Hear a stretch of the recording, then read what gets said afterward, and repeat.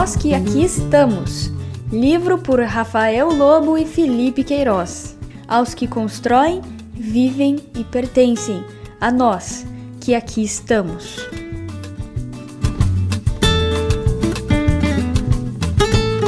Paraibuna, História e Criticidade. Agora que já conversamos sobre a história vista de baixo, vamos entrar em contato mais direto com a história de Paraibuna, a partir da análise de uma fonte histórica primária da cidade. Mas o que são fontes históricas? As fontes são indícios, resquícios de um passado que existiu e que são as principais bases para um estudo historiográfico. Existem vários tipos de fontes, sejam elas escritas, materiais, orais ou até fotográficas, e elas possibilitam a construção dos fatos e das verdades históricas.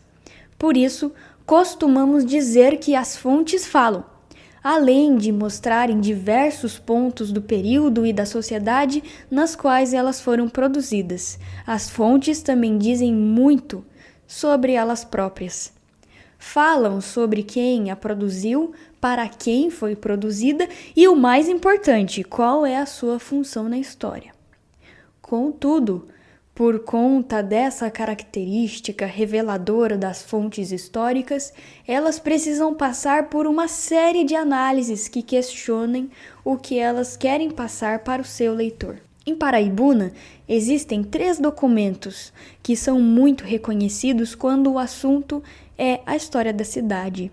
São eles: o Livro do Centenário de Paraibuna, de 1932, o Almanaque, de 1909 e o Código de Posturas, de 1907, que em conjunto formam uma coleção Paraibuna, História e Cidade, 2010. Neste capítulo, iremos analisar apenas o primeiro, o Livro do Centenário de Paraibuna, apontando com uma visão crítica a sua importância para a história de Paraibuna. O Livro do Centenário de Paraibuna foi produzido em 1932 por João Neto Caldeira e editado pela Organização Cruzeiro do Sul. O álbum de Paraibuna fazia parte de um conjunto de outros livros produzidos por Caldeira sobre várias cidades do interior de São Paulo, como o álbum de São José dos Campos, 1934, álbum de Itapetininga, 1934, álbum de São Bernardo, 1935, e entre outros. Por coincidência ou não, grande parte dos municípios atribuíam a esses álbuns o objetivo de promover a cidade ou algum aspecto dela, ou seja, esses álbuns eram um instrumento de propaganda para fins específicos. Tomando como exemplo o álbum de São José dos Campos, 1934, o objetivo era promover o potencial da cidade para o tratamento da tuberculose pulmonar, colocando o município como uma cidade limpa e moderna, dando destaque aos investimentos da cidade no aparelho sanatorial e, assim, para conseguir incentivos fiscais do Estado para dar ao município o título de estância sanatorial, o que conseguiram no ano seguinte, em 1935. E Paraibuna? Qual o motivo por trás da criação desse livro? Por qual razão a obra de Caldeira, dedicada a Paraibuna, foi divulgada na região? E mais, por que esse documento é considerado, nos dias de hoje, uma divulgação histórica da cidade? O motivo estabelecido para o desenvolvimento do livro foi a comemoração do centenário da cidade. Além de abordar a história do município e o crescimento de Paraibuna naquele momento, o álbum colocou em destaque todo o progresso e o triunfo da cidade, que recebia o título de centenária. Apoiado pelo coronel Eduardo José de Camargo, a função do álbum, além de mostrar o desenvolvimento econômico da cidade, era colocar em evidência os que eram entendidos como responsáveis pelo progresso e se promoviam a partir dele, ou seja, os coronéis e a alta sociedade do município. Sendo assim, o Livro do Centenário de Paraibuna se caracteriza por uma função simples: contribuir para a promoção da elite local, sendo uma obra da elite para a elite. Além disso, documentos como esse serviam para a legitimação do poder agrário, reforçando uma imagem de progresso e harmonia social, que ocultava a acumulação primitiva de capital e a superexploração do trabalho. Para observarmos com mais facilidade essa função, iniciamos a análise do livro de João Neto Caldeira. Ao abrir o álbum, a primeira imagem colocada em destaque é de um personagem da elite paulista do século XIX, Tobias de Aguiar, 1794-1857, o então presidente da província de São Paulo, no momento em que Paraibuna foi elevada à vila. Colocar em destaque o antigo chefe político do Império significava relacionar o álbum e, por consequência, a cidade de Paraibuna à burguesia do período em que a cidade recebeu o título de vila, ou seja, foi mais um acontecimento atribuído à nobreza de São Paulo. Vale lembrar que Rafael Tobias de Aguiar fazia parte desse grupo social do Império. Foi presidente da província de São Paulo, era chefe militar, fazia parte do grupo político liberal, além de ter sido casada com Domitila de Castro Canto e Melo, a Marquesa de Santos, figura de forte presença na alta elite do Império Brasileiro. Atuou nos âmbitos político e cultural, desafiando as regras impostas às mulheres na época. Portanto, colocar Tobias de Aguiar na primeira página era criar uma narrativa de continuidade do poder imperial na cidade, sugerindo que o poder local teria herdado essa tradição.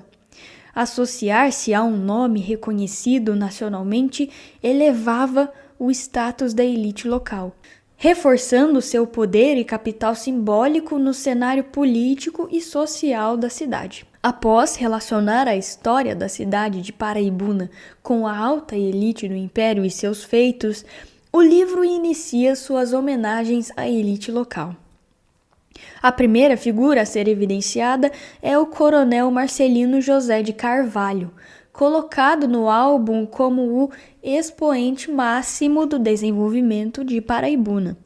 Marcelino José de Carvalho, além de coronel da Guarda Nacional, era escravocrata e dono de terras em Paraibuna, proprietário da fazenda Fartura, que na década de 1870 ficou conhecida pela fuga de homens escravizados que sofreram severa punição imposta pelo coronel.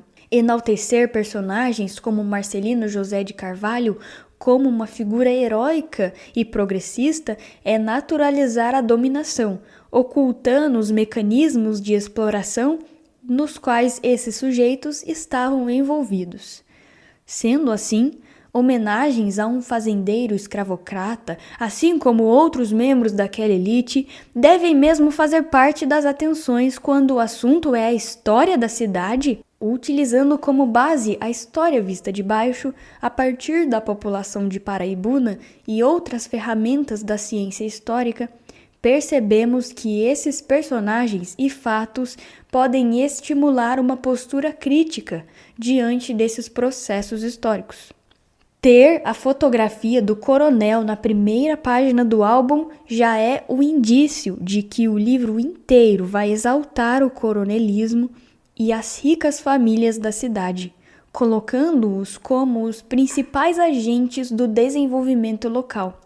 As primeiras páginas são dedicadas aos coronéis e políticos. Depois disso, as páginas são dedicadas à elite em geral.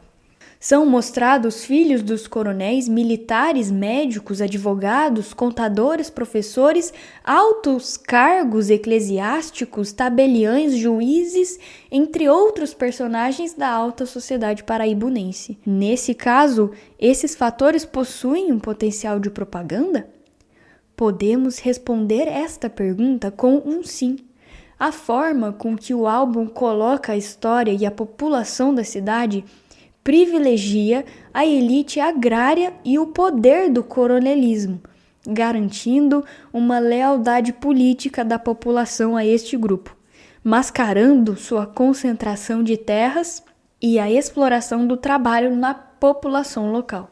Apesar desse debate sobre elites locais, o livro tem o potencial de evidenciar o poder coronelista existente no período em que foi escrito, em Paraibuna e em outras localidades do Vale do Paraíba e do estado de São Paulo, e evidencia o interesse em promover a hegemonia econômica e política desse grupo para além dos limites da cidade. O coronel Eduardo José de Camargo foi um dos idealizadores do álbum, além de apoiar outros livros de João Neto Caldeira, como o álbum de São José dos Campos, 1934, juntamente com o coronel José Domingues de Vasconcelos.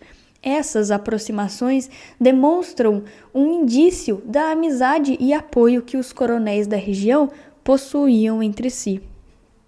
Um fator interessante é que o coronel Camargo, assim como outros coronéis e fazendeiros, faziam parte ou compartilhavam das mesmas ideias do Partido Republicano Paulista, o PRP, que possuía a maior bancada cafeeira daquele período. As relações que o PRP possuía com os grandes fazendeiros paulistas iam além dos aspectos políticos, pois também fortaleciam estruturas sociais que eram resultado da relação das oligarquias cafeicultoras com o Estado, voltada à manutenção do controle sobre a economia e a política da época. Deste modo, voltamos ao potencial de propaganda do livro.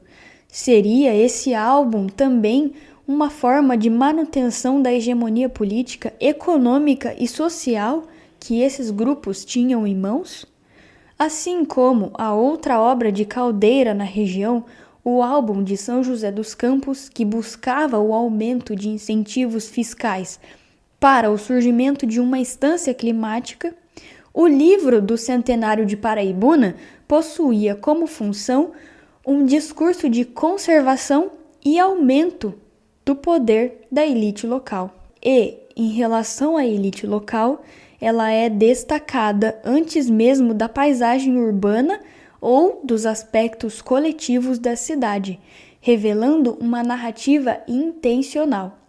O progresso do município não é apresentado apenas pela infraestrutura pública e avanços urbanos, mas também pela exaltação das famílias da classe dominante.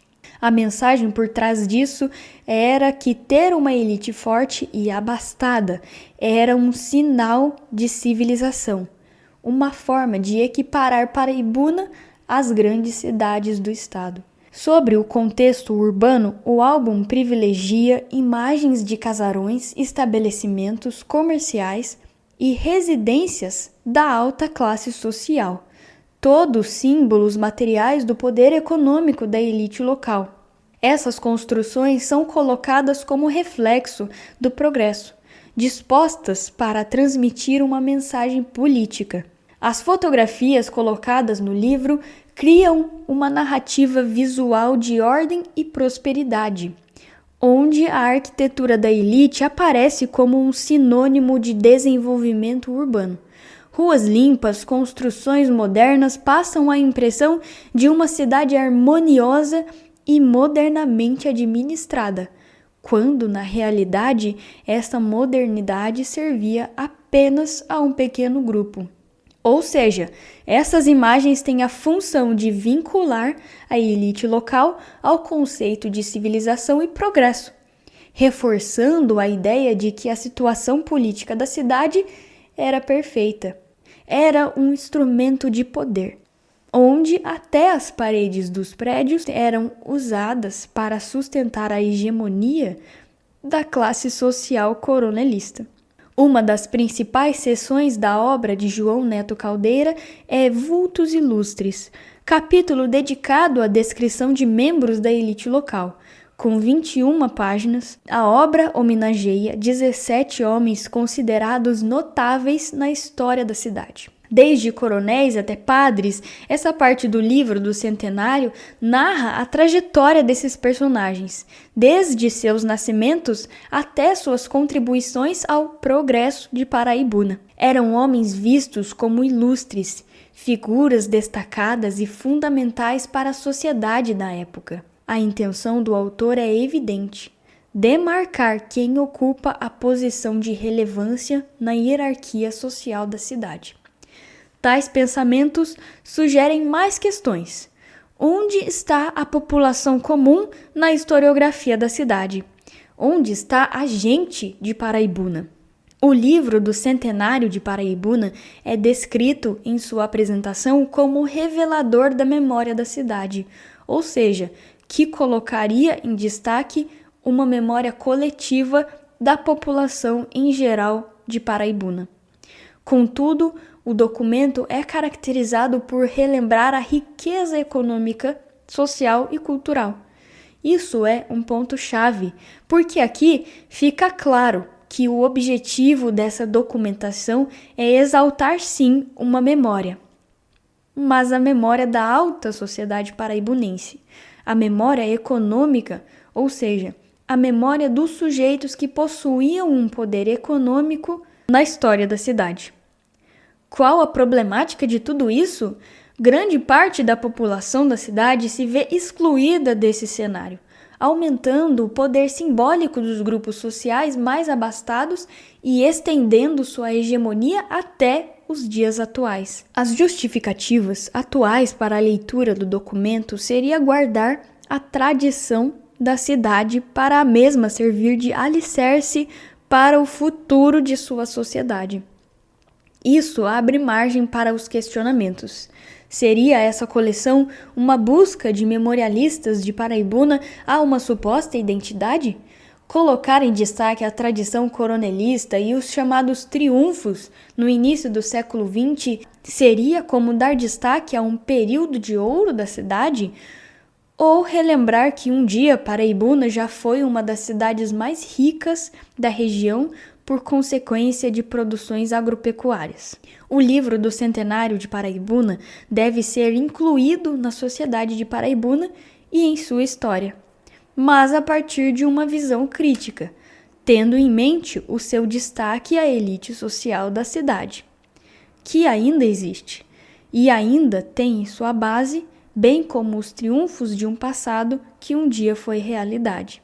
O livro de João Neto Caldeira pode ser relembrado na história da cidade como uma das marcas do passado coronelista da cidade e um dos marcos do apagamento das pessoas que de fato viveram e construíram essa história. Você se vê dentro dessa história?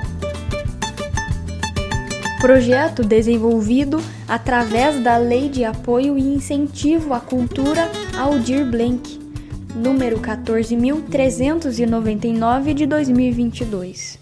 Realização Cultura Paraibuna, Prefeitura da Estância Turística de Paraibuna, Ministério da Cultura, Governo Federal.